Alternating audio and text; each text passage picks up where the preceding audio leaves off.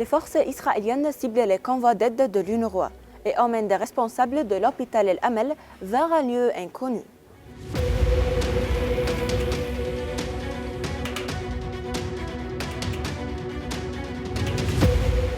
Après sa guerre contre l'UNRWA, en arrêtant son financement, l'armée d'occupation a lancé une nouvelle guerre contre l'agence humanitaire, après que la marine israélienne a ciblé un convoi d'aide alimentaire qui se préparait à entrer nord de la bande de Gaza. Dans une tentative de sauver la porte humanitaire à Gaza, le ministre espagnol des Affaires étrangères annonce une aide supplémentaire de 3,5 millions d'euros à l'UNRWA, alors que de nombreux principaux donateurs suspendent leur financement à l'agence. L'UNRWA confirme que sa situation financière actuelle se fixe seulement jusqu'à la fin du mois de février en cours.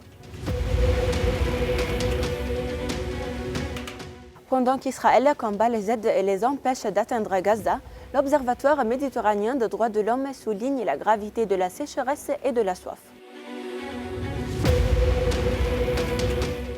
Outre les martyrs et les blessés qui se trouvent encore sous le décombre à Gaza et la destruction des réseaux d'eau et d'égouts dans la bande de Gaza, l'Observatoire a confirmé la documentation de cas de décès dus à la soif et à la déshydratation, ainsi que la documentation d'un autre décès à Gaza du camp de Eshot à cause de la faim. Dans un scénario récurrent, le Croissant Rouge palestinien annonce que l'armée israélienne a emmené plusieurs directeurs de l'hôpital El Hamel vers une destination inconnue, après avoir autorisé la fourniture d'un passage sûr pour permettre aux déplacés de quitter l'hôpital.